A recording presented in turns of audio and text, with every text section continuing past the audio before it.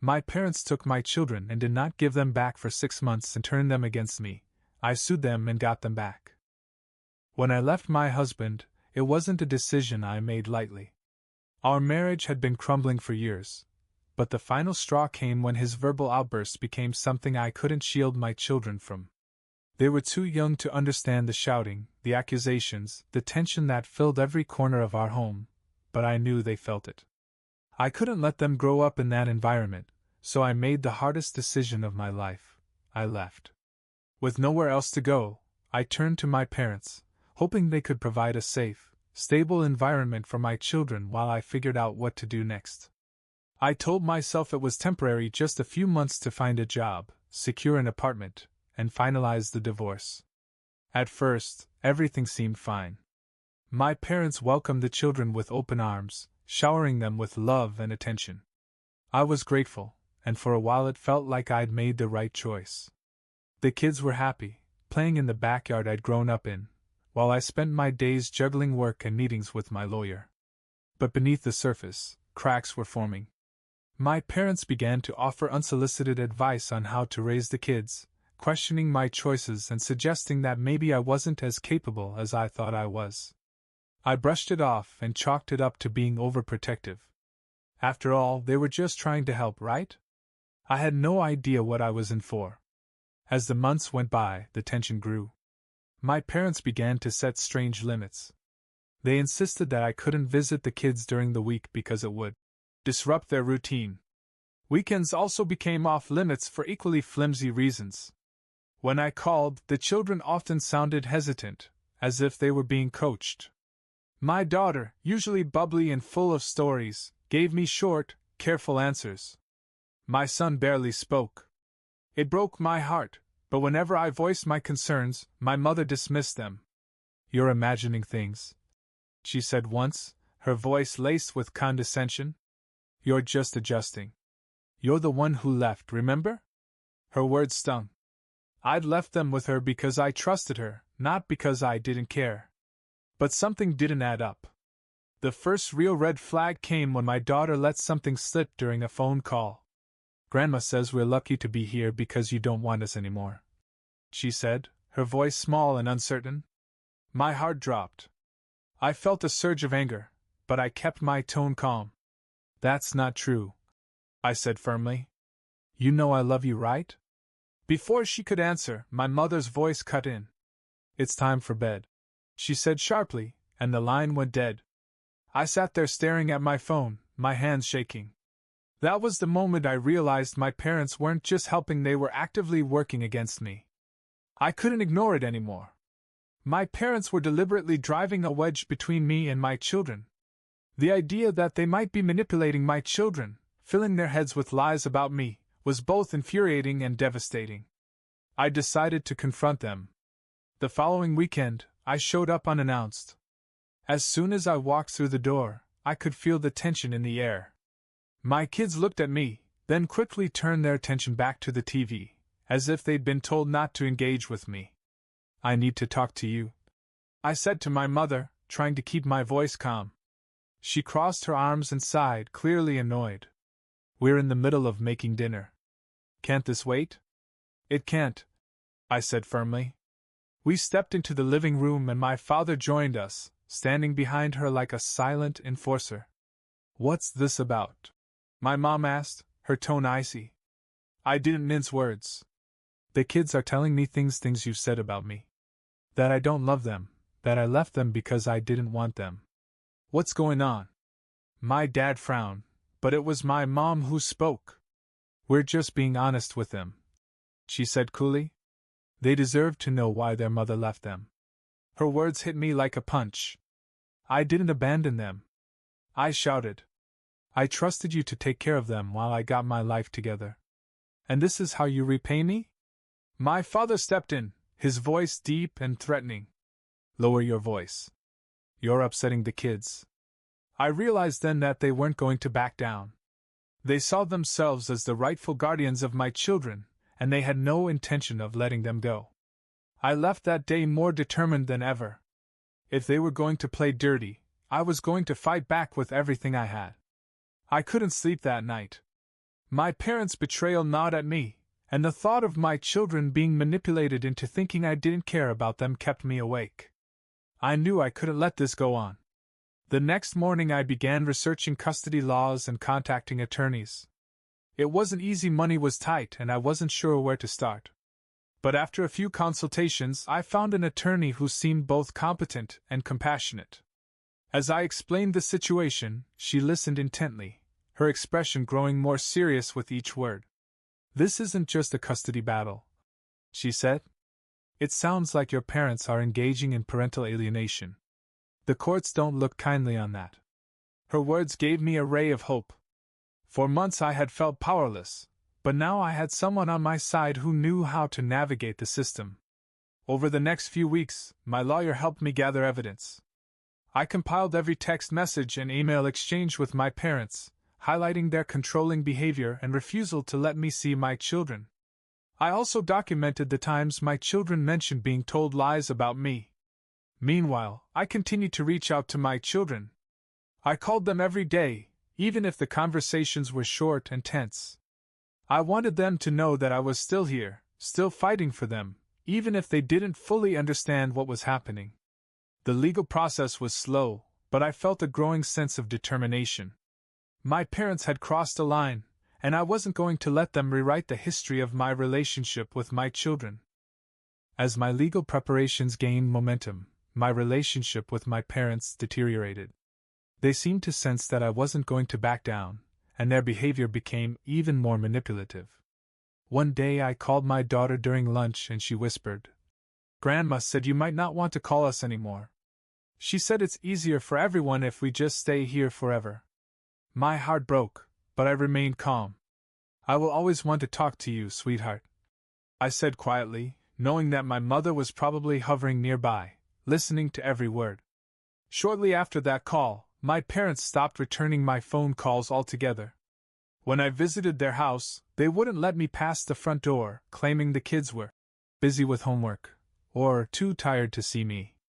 The final straw came when I received an email from my mother accusing me of being an unfit mother and threatening to seek full custody herself. She claimed that they provided the stable environment my children needed and implied that I was emotionally damaging them by insisting on visitation. That's when I knew this wasn't just a custody battle, it was a battle for my children's hearts and minds. With my attorney's guidance, I filed for custody and requested an emergency hearing. My parents fought back, of course. They painted a picture of me as irresponsible, unstable, and incapable of providing for my children. They even brought up my divorce, twisting it into evidence of my supposed unfitness as a parent. But I wasn't going to let them win. I knew the truth, and I was determined to make sure the court saw it, too. The day of the first trial felt surreal. As I sat in the courtroom and watched my parents testify against me, I could hardly believe what I was hearing. My own mother and father, the people who raised me, were now trying to paint me as a monster. "She was never reliable," my mother said, her voice calm and measured. "We've given these children the stability they need, and taking it away now would be harmful." My father nodded in agreement and added, "We've done everything for them. She left them here because she couldn't handle the responsibility." It took everything I had to stay calm. I wanted to scream, to shout that they were lying, but my lawyer had warned me not to react emotionally. Instead, I sat quietly, hands clenched in my lap, waiting for my turn. When it came, my lawyer presented our evidence: the messages, the denial of visits, and the alienating behavior. She pointed out the times my parents had lied to the children about me and highlighted the pattern of control they had exercised over me and my children. The judge listened intently, occasionally looking at me with a look I couldn't quite decipher. But the most powerful moment came when my daughter, in a private session with the judge, told the truth. "Grandma says Mommy doesn't want us anymore," she admitted. "But I don't think that's true. I miss her." Her words were both heartbreaking and affirming. For so long I had felt like I was fighting an uphill battle, but hearing that she still believed in me gave me strength. When the hearing ended, the judge announced that a full investigation would be conducted and temporarily ordered my parents to allow supervised visits. It wasn't the victory I was hoping for, but it was a start. The judge's decision to allow supervised visits felt like a small victory, but it was also a reminder of how much further I had to go. I took every opportunity during these visits to reconnect with my children, even as my parents hovered nearby, watching like hawks. At first, the visits were awkward. The children seemed hesitant, unsure if they could trust me after all they'd been told. My daughter asked tentative questions like, "Why don't you live with us anymore?" And, "Do you love us?" My son, who is quieter by nature, clung to her and avoided eye contact. I answered their questions honestly but gently, making sure they knew I was always there for them. Slowly I saw their walls come down. They began to laugh again, hugged me tightly when I arrived, and asked when they could come home. Meanwhile, my attorney and I worked tirelessly to strengthen my case. We brought in a child psychologist to assess the impact of my parents' behavior on the children. The psychologist's report was damning. It outlined clear evidence of alienation and manipulation, as well as the emotional damage it had caused my children. We also uncovered financial discrepancies in my parents' handling of the children's care. They had exaggerated their expenses to portray themselves as the primary caregivers, but bank records told a different story. My attorney presented these findings to the court at the next hearing. She argued passionately that my parents' actions weren't just controlling, they were harmful. "This is not about what's best for the children," she said. "This is about power and control." The judge seemed to take her seriously. He ordered an independent investigator to visit my parents' home and assess the situation. It was a crucial step in proving that I was the better parent for my children. The court-appointed investigator was a no-nonsense woman named Ms. Patel. She arrived unannounced at my parents' home one afternoon, taking them completely by surprise. I wasn't present during the visit, but I later learned from my lawyer that it was tense and revealing. Ms. Patel spent hours observing my parents' interactions with the children. She asked pointed questions about their routines, their schooling, and the boundaries my parents said they had set for the children's well-being. My daughter later confided in me that Ms. Patel had spoken to her privately. She asked if Grandma ever said bad things about you. My daughter said quietly during one of our supervised visits. "I told her yes. She seemed nice, so I told her everything." This admission was both heartbreaking and hopeful. It meant that someone outside our family was finally seeing the truth. A week later, Ms. Patel came to my house. I made sure everything was spotless and welcoming, even though I was incredibly nervous. She asked about my daily routine, my work, and how I planned to support the children if they returned to me. I showed her the little room I had set up for my children, decorated in their favorite colors and filled with books and toys I knew they would love. "I just want them to feel at home," I said, trying to keep my voice calm.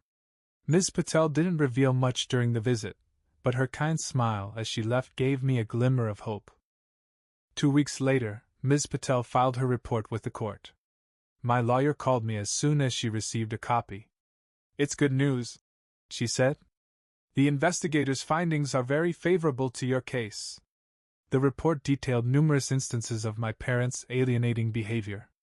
It highlighted their refusal to allow me access to my children, the negative comments they had made about me, and the detrimental effect this had on my children's emotional well-being. She also noted that my home was safe, stable, and fully prepared for the children's return.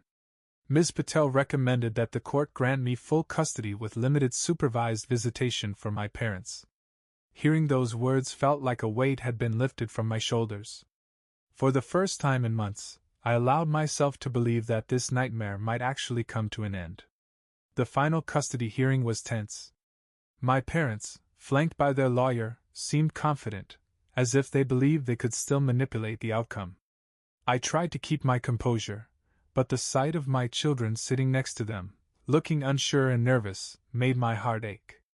My attorney presented Ms. Patel's report to the judge, highlighting the evidence of alienation and manipulation.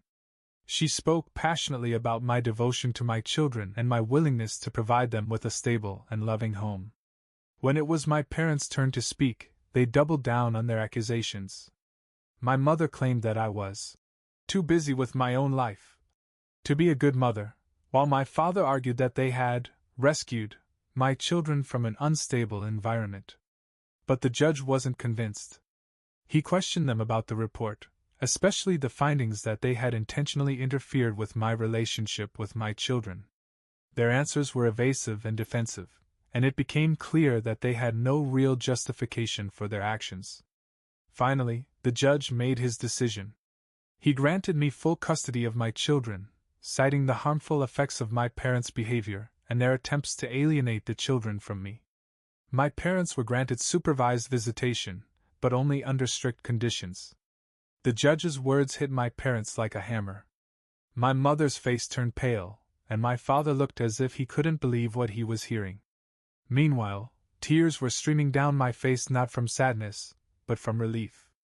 My children were coming home. While the custody battle was over, the legal repercussions for my parents were just beginning. The court found their actions to be not only manipulative, but legally abusive. Filing false claims, withholding the children, and attempting to alienate them from me were serious offenses. They were sentenced to 2 years in prison for their actions, a decision that shocked even me. I didn't want it to come to this, but the court was clear: their behavior was unacceptable and there had to be accountability. When I told my children about the outcome, I kept it simple. "Grandma and Grandpa made some bad choices," I said gently. "Now they have to face the consequences. But you're home with me, and that's what matters." My children seemed to understand in their own way. They clung to me tightly, and for the first time in months, I felt like we were truly a family again. After all we'd been through, life was finally starting to feel normal again. My children and I settled into our routines, slowly rebuilding the trust and connection that had been strained by months of separation. There were moments of adjustment at first.